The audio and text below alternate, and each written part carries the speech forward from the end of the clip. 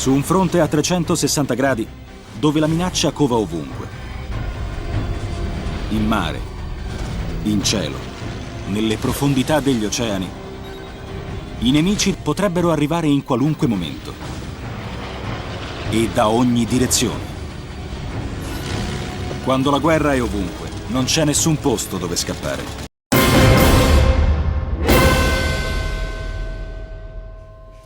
Salve ragazzi, sono Marina e sono qui oggi per spiegarvi come giocare con me ad Admiral, il gioco delle battaglie navali nella seconda guerra mondiale. Lo scontro si svolge su tavoli 240x180 oppure 120x180, in base alla scala che volete usare. Per giocare sono necessari, oltre a quello contenuto nella confezione, anche un metrino in centimetri, una gomma e una matita. Ogni nave sarà numerata. Ad ogni unità corrisponderà una carta con un numero, oltre ad una scheda che gli riporta le caratteristiche.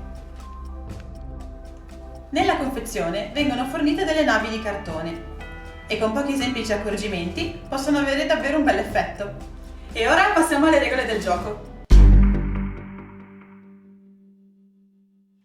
Si comincia componendo un mazzo attivazione con le carte numerate che rappresentano le unità in gioco.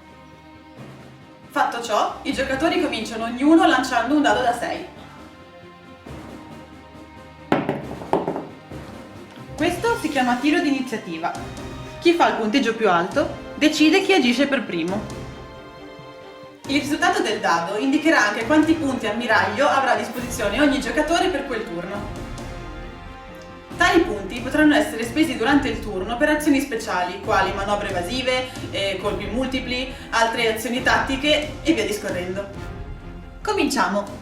Per prima cosa si pesca la prima carta dal mazzo attivazione. La carta pescata rappresenterà la prima unità che andrò ad attivare, in questo caso la 33.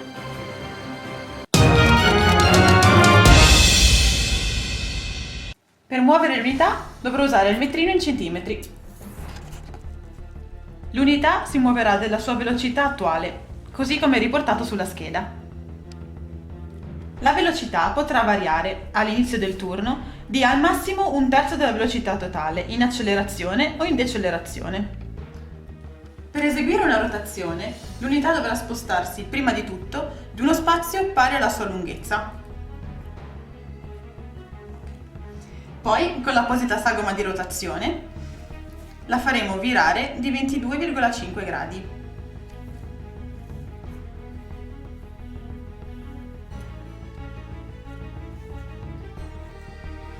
Una nave può compiere tante rotazioni quante gliene consente il suo movimento, con un minimo di una.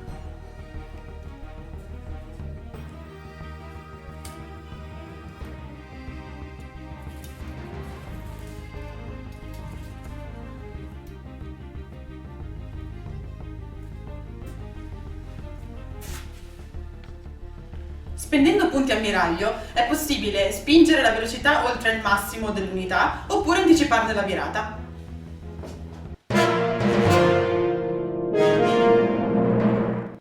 In qualsiasi momento, prima, dopo o durante il movimento, posso decidere di sparare ad un nemico a gittata.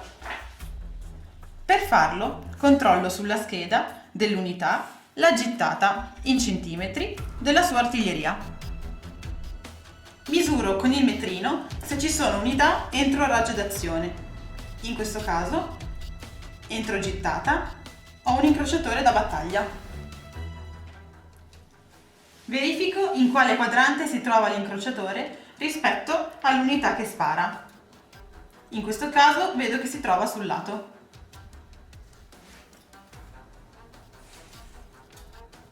Ogni artiglieria ha un valore a seconda che si usi il fronte, il lato o il retro. In questo caso userò il 6. Il valore del calibro è di 10. Questo vuol dire che dovrò prendere il dado da 10, lanciarlo e sommare il risultato ottenuto al numero 6. Anche l'incrociatore da battaglia lancerà un dado, che nel caso di difesa è sempre da 8. Il valore ottenuto dal dado andrà sommato al valore di corazza. In questo caso il valore d'attacco della Gneisenau risulta 8 più 6 14, mentre invece il valore di difesa della HUD risulta 1 più 6 7.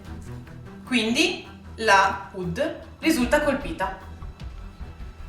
Inoltre, il risultato puro del dado di attacco è superiore al valore di corazza della nave bersaglio, che di conseguenza subisce un danno grave, con la perdita di un punto struttura annotato sulla scheda.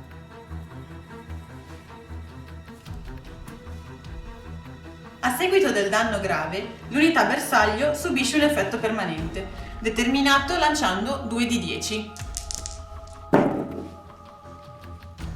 Sommandone il risultato, in questo caso 13, e confrontando tale somma su un'apposita tabella. Nel nostro caso 13 corrisponde a colpite postazioni antiaeree, la contraerea riceve un malus di -1.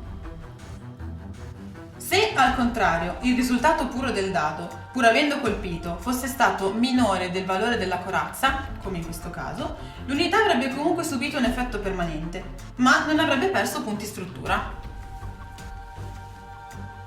Quando l'unità perde tutti i punti struttura, viene considerata affondata. Il tiro di attacco è influenzato dalla distanza, dal tipo di bersaglio e così via. Per questo esistono tabelle molto semplici ed efficaci che evidenziano bonus e malus ad ogni tiro d'attacco. Ma di questo parleremo un'altra volta. E per adesso vi saluto e vi ringrazio della cortese attenzione. Marina, passo e chiudo.